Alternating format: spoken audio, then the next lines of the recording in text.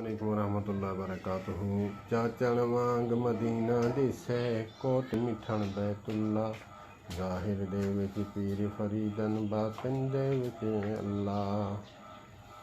ये शेर बज़ाहिर तो लगता है कि ये शिरकिया है, कुफरिया शिरकिया है, लेकिन अगर इसकी तावील की जाए, चाचण वांग मदीना दिसे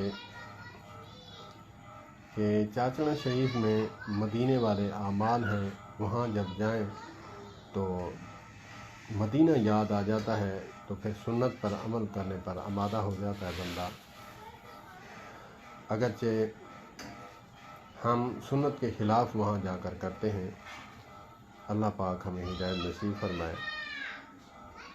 चाचण वांग मदीना दिसे कोट मिठण बैतुल्ला, कोट मिठण में जो है वहाँ बैतुल्ला की याद आ जाती है। तो हमें चाहिए कि हम जब जाएं तो अल्लाह के अहकामात को बजा लाने के बाद वहाँ सुन्नत को बजा लाएं और रसूमात से बचें। इस शेर की तावील तो अच्छी सी तावील जो है वो यही है। बाकी जब बंदा मसलक की तासुब में आ जाता है तो फिर बंदे को कुछ नज़र नहीं आता, बल्कि अपने ईमान को भी ज़ाय कर बैठता है।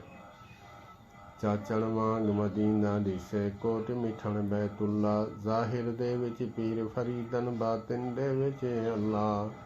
कि ज़ाहिर में पीर फरीद लगते हैं, लेकिन उनके दिल में अल्लाह अल्लाह अल्लाह। उनको देखते ही हज़रत पीर फरीद रहमतुल्लाहि ताला अलैह को शायर कह रहा है कि देखते ही अल्लाह याद आ जाता है। ये है अच्छी तावील।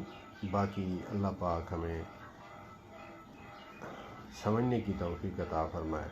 अस्सलामु अलैकुम वरहमतुल्लाह।